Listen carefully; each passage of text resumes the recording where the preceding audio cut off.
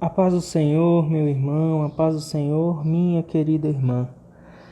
Aqui quem vos fala é o evangelista Joel Ramos, da nossa igreja sede, sob direção da nossa querida pastora presidente, pastora Loide Ramos.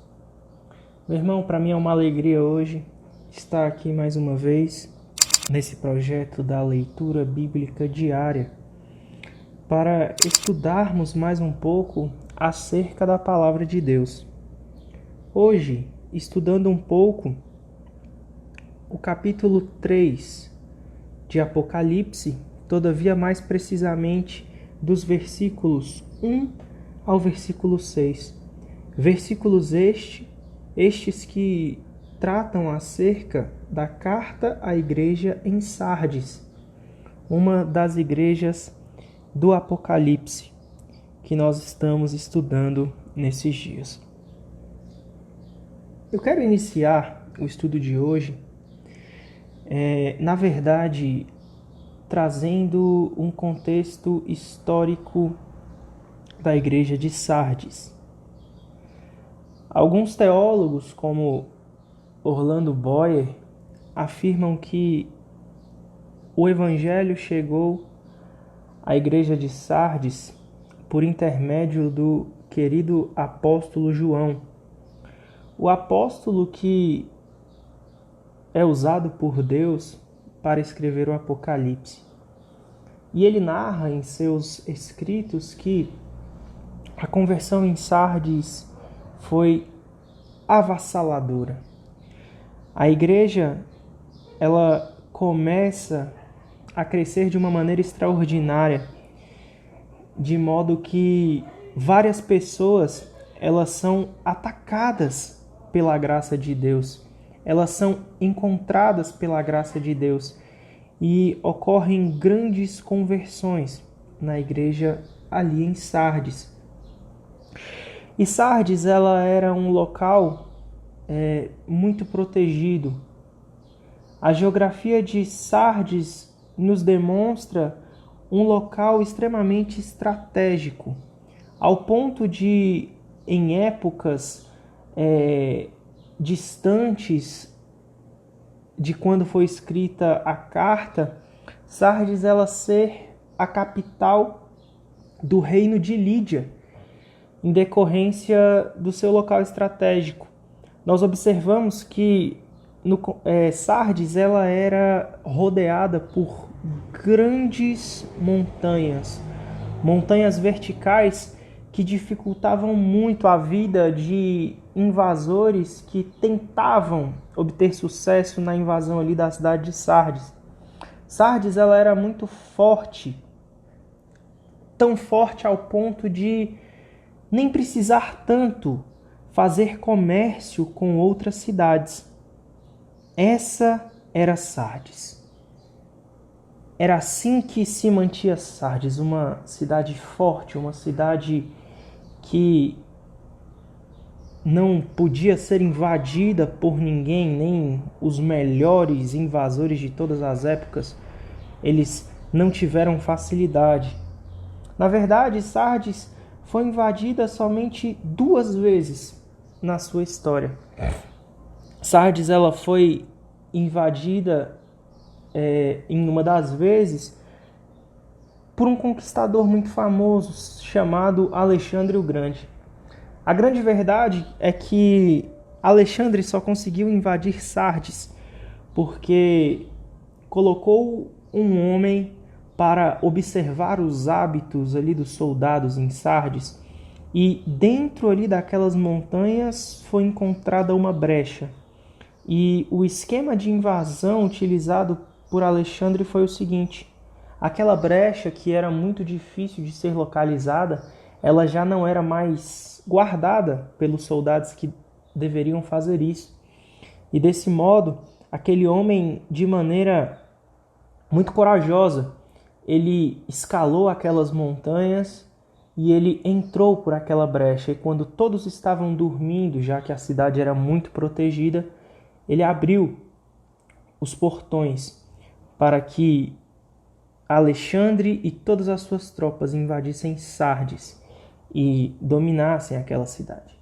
Mas, na verdade, nem mesmo essas grandes invasões de conquistadores foi capaz de devastar a cidade de Sardes. Na verdade, a maior devastação que aconteceu em Sardes foi um terremoto. Só que a cidade era tão forte financeiramente que após esse terremoto que ocorreu em 17 depois de Cristo, eles cresceram e a cidade se tornou uma das grandes cidades ali da Ásia Menor.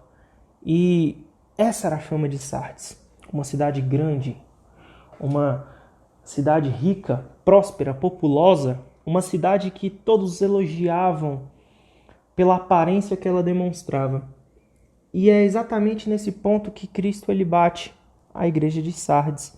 Quando nós iniciamos a leitura do versículo 1, é descrita da seguinte forma: ao anjo da igreja em Sardes escreve: estas coisas diz aquele que tem os 7 Espíritos de Deus e as 7 estrelas. Conheço as tuas obras, que tens nome de que vives e estás morto. Cristo, ele bate exatamente na tecla que era necessária bater a igreja de Sardes. Sardes, ela era uma igreja que ela tinha de fato essa fama de estar viva, só que muitos dentro daquela igreja já estavam mortos espiritualmente. Só que muitas vezes nós ficamos pensando por que Cristo falou isso, se diferentemente de outras igrejas, nós não ouvimos falar em Sardes sobre a doutrina de Balaão, a doutrina dos nicolaítas ou a doutrina de Jezabel. Na verdade, meu irmão, Sardes tinha nome de que vivia, mas já estava morta espiritualmente, não porque doutrinas estranhas haviam ingressado ali em Sardes. Na verdade, Sardes estava devastada por causa da sua arrogância e de seu orgulho. Na verdade, a fama de estar viva, mas estando morta, demonstrava uma grande arrogância da igreja de Sardes. Arrogância esta, em primeiro lugar, porque Sardes era uma igreja que era instituída na palavra de Deus. E por estar tão fechada a outros povos, eles acabavam estando firmes na palavra, de modo que doutrinas estranhas não haviam de forma alguma entrado na igreja de Sardes, de modo que as doutrinas que muitas vezes acometiam as outras igrejas não acometiam a igreja em Sardes. Só que isso acabou sendo um problema, porque aquela igreja cresceu e cresceu de uma maneira tão extraordinária que o ego tomou conta dos corações daqueles que estavam na igreja de Sardes, de modo que muitos haviam morrido espiritualmente. E é interessante porque isto acontece muitas vezes com muitas pessoas dentro das igrejas, não é verdade? Pessoas que conhecem tanto de teologia e pessoas que acham ser tão cheias de Deus e conhecer as Sagradas Escrituras de tal modo que não veem mais a necessidade de orar, de jejuar, de ler a palavra de Deus, e elas acabam olhando para si mesmas e achando que estão vivas, mas na verdade estão mortas. Na verdade, essas pessoas elas são mortas-vivas. São pessoas que vivem, acham que vivem, mas elas não vivem a plenitude que Deus tem para a vida do cristão. E muitas pessoas, elas estão assim, tal qual Sardes. Elas estão cheias de si, cheias de sua arrogância, achando que não precisam mais de nada porque conhecem as Sagradas Escrituras, quando na verdade elas são tal qual os fariseus que Cristo alertou: olha, vocês não passam de sepulcros caiados. E essa é a primeira lição que nós tiramos em Sardes. Pessoas que, talvez por estarem tão protegidas pelas suas montanhas e talvez tão protegidas de todas as doutrinas que acometiam muitas igrejas, doutrinas estranhas, por estarem livres disso, eles acabaram caindo na sua arrogância e se tornando vivos mortos. E nós observamos que Cristo, ele continua no versículo 2, ser vigilante e consolida o resto que estava para morrer, porque não tenho achado íntegras as tuas obras na presença do meu Deus. Ou seja, por mais que existissem pessoas que já estavam mortas na igreja de Sardes, Cristo ele chama a atenção para que aqueles que ainda estavam para morrer, ou seja, que ainda não tinham morrido, fossem vigilantes e consolidassem as obras na presença de Deus. Ou seja, alterassem o seu estilo de vida e acordassem antes que morressem de tal modo que aquelas outras pessoas que viviam naquela igreja. Cristo aqui então, ele já não fala mais com os mortos-vivos, agora ele fala com aqueles que estão para morrer, aqueles que estavam vivendo a plenitude de Deus, só que por algum problema estão agora a ponto de morrer. Cristo olha para essas pessoas e diz, olha, eu preciso que vocês sejam mais vigilantes e que vocês de fato revivam, que vocês não morram, porque as obras de vocês, elas não têm sido íntegras do modo que eu quero que elas sejam. E Cristo, ele olha para a igreja no versículo 3 e diz, olha, lembra-te, pois, do que tens recebido e ouvido, guarda-o, arrepende-te. Porquanto, se não vigiares, virei como ladrão, e não conhecerás de modo algum em que hora virei para ti. Meu irmão, o povo de Sardes conhecia de sua história, e eles sabiam que os invasores que ali adentraram com sucesso, os dois únicos, dentre eles Alexandre o Grande, invadiram Sardes como um ladrão. Invadiram Sardes na surdina, na calada da noite, e abriram seus portões e tomaram Sardes. Então, para Sardes era fácil entender essa parte em que Cristo ele diz, olha, eu virei como um ladrão. E aqui, Cristo ele traz uma lição para mim e para você que vivemos nessa época. Se nós não fecharmos as nossas brechas, não colocarmos em vigilância as brechas que muitas vezes nós damos para o inimigo, o Senhor ele voltará e ele virá como um ladrão. E tal qual ocorreu com Sardes, nós perderemos tudo de bom que nós temos em Deus. Então, de fato, aqui o Senhor ele assevera para que eu e você guardemos tudo aquilo que talvez está escancarado para o inimigo. Talvez, meu irmão, alguns de nós estejamos como Sardes, apoiados na nossa autossuficiência, apoiados em tudo aquilo que nós temos e achamos que temos força e nós não temos fechado de fato as brechas que estão abertas.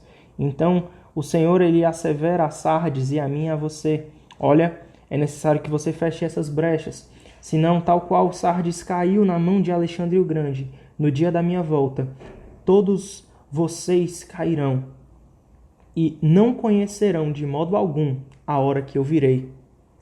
Só que aí, Cristo ele continua dizendo, olha, tens contudo em Sardes umas poucas pessoas que não contaminaram as suas vestiduras e andarão de branco junto comigo, pois são dignas.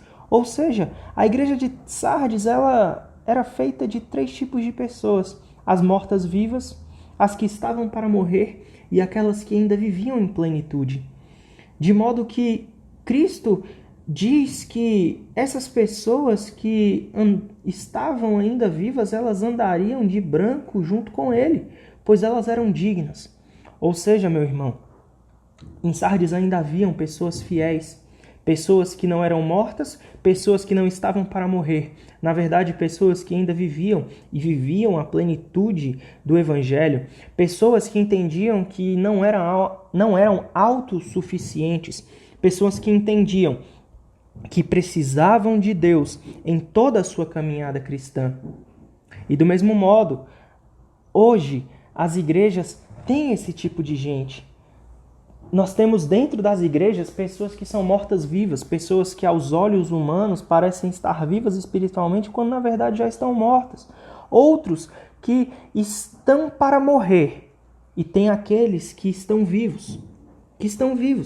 Então, dentro da igreja existe essas três classes de pessoas. E aí ele continua no versículo 5. O vencedor será assim vestido de vestiduras brancas, e de modo nenhum apagarei o seu nome do livro da vida. Ou seja, o Senhor, ele diz, olha, ainda existem pessoas vivas na igreja de Sardes. Ou seja, ainda existem vivos nessas igrejas. Todavia, ao vencedor, ou seja, ainda há salvação para os mortos-vivos. Os mortos-vivos, eles podem de fato ressuscitar e se tornarem vencedores, sendo vestidos de vestiduras brancas, tais quais aqueles que estão vivos. E aqueles que estão para morrer também podem ser vencedores de tal modo e serem vestidos de vestiduras brancas. E assim, não terem o seu nome apagado do livro da vida, ou seja, serem salvos de uma vez por todas. Aqui, apagar o nome do livro da vida é uma demonstração de perder a salvação que está reservada aos santos. É necessário estarmos vestidos de vestiduras brancas para que o nosso nome esteja ali no livro da vida. Pelo contrário, confessarei o seu nome diante do meu Pai e diante dos seus anjos. Quem tem ouvidos, ouça o que o Espírito diz às igrejas. Essa é a primeira aplicação e a primeira corrente teológica, aquela que defende que na época da nossa igreja, da igreja do Senhor, a igreja no Brasil, a igreja no mundo, existem igrejas de Sardes nesta época, como também existem dentro de uma mesma igreja irmãos de Sardes, irmãos de Filadélfia, irmãos de Tiatira, irmãos de Laodiceia, irmãos de Esmírnia. São pessoas que estão na mesma igreja, só que representam vários tipos de igreja. E essa é a corrente teológica que a nossa igreja, a Igreja Brasil para Cristo, ela se filia. Nós cremos que as cartas às igrejas estão postas com aplicação pessoal às igrejas em todas as épocas. Ou como o nosso saudoso pastor Gedeon dizia, existem pessoas de uma mesma igreja que podem ser de diferentes igrejas do Apocalipse. Ou então, meu irmão, nós temos uma segunda aplicação. Para essa segunda corrente, acredita-se que as igrejas do Apocalipse retratam momentos vividos pela igreja do Senhor.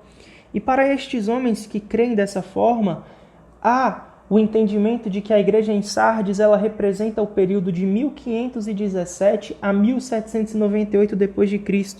Ou seja, o momento da igreja de Sardes é um momento em que inicia-se o movimento da reforma protestante. Ou seja, meu irmão, aqui nós observamos que a igreja ela vivia um momento em que estava morta, viva. Todavia, ainda existiam pessoas que não haviam se contaminado e que andariam de branco juntamente com Cristo. Ou seja, Deus levanta homens para começar o movimento da reforma protestante. Deus levanta Lutero com as suas 95 teses para lutar contra a igreja e contra todos aqueles dogmas, aquelas doutrinas que não estavam corretas dentro da igreja. Aquelas pessoas que eram mortas-vivas, Lutero tenta trazer e ressuscitar e demonstrar, olha, isso está errado, não está correto. Todavia, meu irmão, infelizmente, essas pessoas não deram ouvido ao que Lutero falou, mas elas preferiram continuar mortas-vivas ou estando para morrer. E aí, dentro desse contexto histórico, nós temos o período da Contra-Reforma, o período em que a Igreja Católica resolve equiparar as tradições à Bíblia. Dizer que as tradições da Igreja, tinham peso teológico do mesmo modo que a Bíblia tinha. Momento este em que temos também a introdução dos livros apócrifos ao cânone sagrado. Momento esse em que temos inserido no contexto da igreja o escapulário. Então, essa é a segunda corrente. A segunda corrente acredita que Sardes, ela demonstra esse momento da igreja de 1517 a 1798, um momento em que haviam muitas pessoas mortas, muitas pessoas que estavam para morrer. Todavia, existiam pessoas que ainda não tinham morrido e lutaram para preservar a palavra do Senhor do modo que ela deveria ser, como Lutero, como John Wycliffe, como John Hus, homens que muitas vezes entregaram a sua vida pelo que era certo. Então, meu irmão, isso é o que nós temos sobre a igreja de Sardes. Essas são as duas correntes que explicam um pouco acerca do que é a igreja de Sardes para a igreja na atualidade. Lembrando sempre que a nossa igreja crê que em todas as épocas vai existir essa diversidade de igrejas. E até dentro da mesma igreja podemos ter irmãos de igrejas distintas. Meu irmão, a paz do Senhor, que Deus te abençoe e que verdadeiramente Ele tenha falado com você através desse estudo. A paz do Senhor.